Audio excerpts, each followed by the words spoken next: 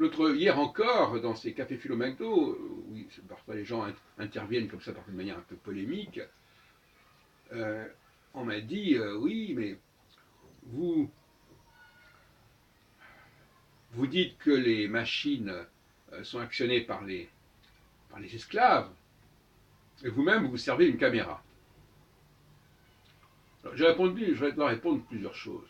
Premièrement, le plus souvent, je préfère que ce soit filmé par quelqu'un d'autre. Donc la caméra, ce n'est qu'accessoirement que je la tiens. Ça ne fait pas partie de mon travail. Je peux très bien interviewer quelqu'un sans avoir une caméra à la main. Il ne faut quand même pas dire n'importe quoi. Deuxièmement, la caméra, c'est bien gentil, mais c'est ce qui est important, c'est ce qui est filmé. Et ce n'est pas la caméra qui déclenche ce qui est filmé. Donc là encore, il y a des réflexions un petit peu bébêtes, n'est-ce pas? Mais il est un fait que, effectivement, dans la mesure du possible, pour éviter toute confusion, d'ailleurs ça se fait dans le cinéma, le réalisateur n'est pas le caméraman. Et là où on a raison de le signaler, c'est qu'il ne faut pas confondre les métiers. Il faut que chacun reste à sa place. Aussi bien quand on va vers le haut que vers le bas. Donc effectivement, quelqu'un qui est en haut et qui descend crée de la confusion.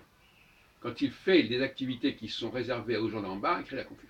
Et bien évidemment, quand quelqu'un d'en bas prétend faire des activités qui sont celles des gens d'en haut, il crée également beaucoup de confusion, ça va de soi.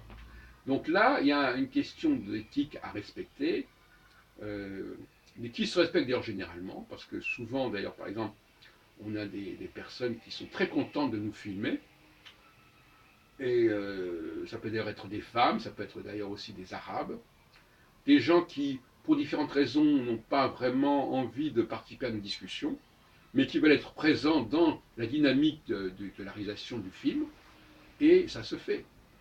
Donc effectivement, là où il y a la confusion, c'est quand la personne qui anime la réunion elle-même tient la caméra à la main. Là, il y a une confusion dans les esprits. Ça montre bien qu'il faut clarifier les choses et qu'il ne faut pas que les gens se mélangent. Il ne faut pas que quelqu'un s'occupe de quelque chose qui est réservé à une autre catégorie. Très important. Tout à l'heure, je parlais du judéo-christianisme qu'il faudrait développer en France, à savoir que celui qui est au centre, le juif qui est au centre, n'est pas le chrétien qui est à la périphérie du judaïsme. Et inversement. Donc il ne faut pas. Les gens ont besoin que les choses soient bien claires. Ça, je suis d'accord là-dessus.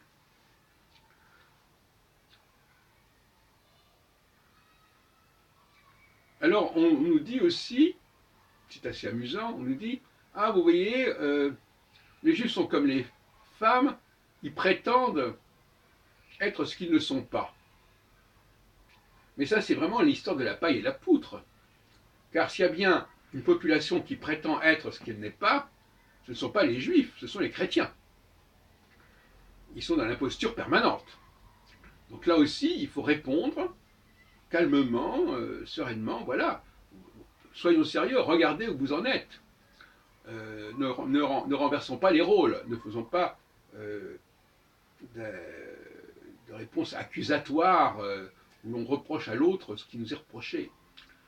Alors donc effectivement, il faut avoir la présence d'esprit de répliquer du tac au tac à tous les arguments qu'on peut lancer.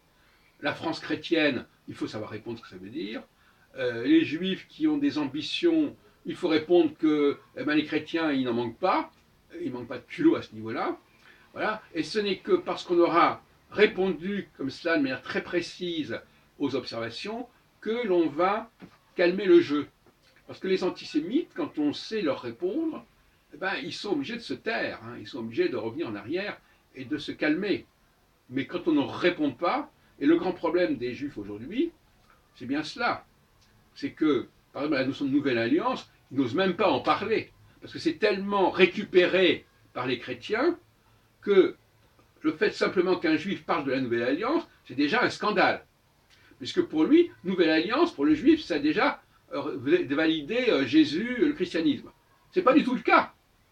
La nouvelle alliance a été élaborée et formulée dans son terme même de Brit Chadasha dans le livre de Jérémie, bon, ce qui est repris d'ailleurs dans l'Épître aux Hébreux, dans le Nouveau Testament. Et donc, par conséquent, les Juifs ont tout à fait leur mot à dire sur ce qui concerne la Nouvelle Alliance, parce qu'ils sont eux-mêmes concernés en tout premier lieu. Bon. Donc il faudrait quand même que là, de ce côté-là, il y ait une discussion, un colloque judéo-chrétien autour de la notion de Nouvelle Alliance. C'est fondamental.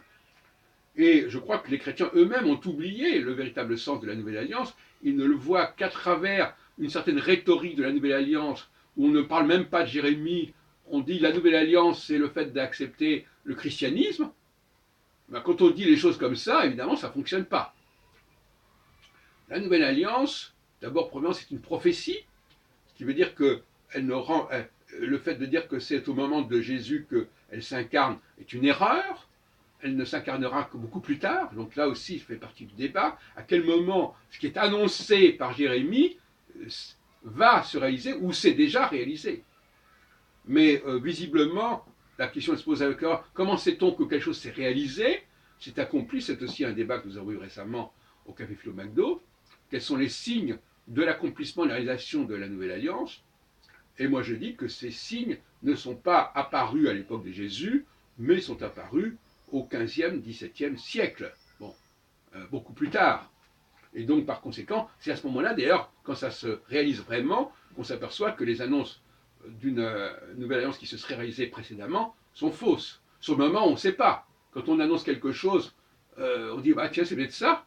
Et puis après, on voit quelque chose de beaucoup plus important qui vient par la suite. On dit, bah non, ce n'était pas ça. Donc, avec le recul, nous avons, au XXIe siècle, nous avons largement la perspective, l'horizon nécessaire pour remettre les choses à leur place. Et pour dire, oui, bah, effectivement, et je crois que dans le dialogue judéo-chrétien, il serait souhaitable que les chrétiens reconnussent que la Nouvelle Alliance avait été annoncée prématurément.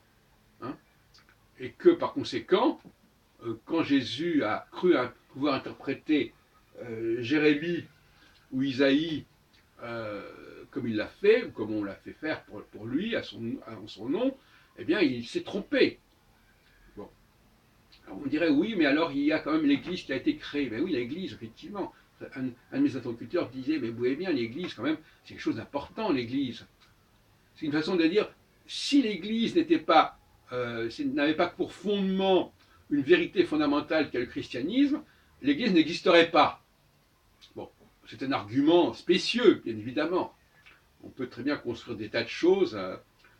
Bon, cela dit, c'est vrai que le temps valide de certaine manière les choses, mais qu'on ne fasse pas croire que parce que l'Église existe, ça prouve qu'elle est fondée sur la vérité.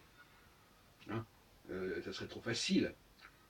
C'est un fait culturel, l'Église c'est un fait de civilisation, personne ne conteste la chose, et de toute façon ça existe, même si c'est fondé même si, ou plutôt actuellement l'Église existe, mais elle n'existe pas à travers la vérité ou à cause de la vérité de Jésus. Elle existe parce que les valeurs qu'on a mis en évidence à ce moment-là avaient une certaine portée, mais sont des valeurs qui sont intéressantes sur le plan éthique, sur le plan philosophique, mais pas forcément sur le plan théologique. Bon, donc là aussi, il y aurait un débat à avoir. Est-ce que la pérennité de l'Église valide nécessairement ipso facto la validité du message théologique chrétien? Il y aurait beaucoup à dire à ce sujet. En tout cas, pour ce qui concerne les temps messianiques, pour ce qui concerne le passage à la Nouvelle Alliance, non, il y a eu une erreur de datation évidente. La Nouvelle Alliance ne s'est réalisée qu'à partir du moment où, comme il est dit dans la Nouvelle Alliance de Jérémie, les Juifs ont abandonné l'Ancienne Alliance. Et à quel moment ils ont abandonné l'Ancienne Alliance? Je ne parle pas de ceux qui ont continué à y croire et qui peuplent les quelques milliers de personnes qui vont dans les synagogues, qui sont souvent vides d'ailleurs. Non, je parle de la majorité, de l'immense majorité des Juifs dans le monde qui ont abandonné l'Ancienne Alliance. Et cet abandon par les Juifs de l'Ancienne Alliance, c'est là la preuve que la Nouvelle Alliance se réalise. Et ça n'a pas été le cas du temps de Jésus. Donc c'est le comportement même des Juifs qui détermine à quel moment la Nouvelle Alliance s'est réalisée. Et c'est depuis quelques siècles seulement.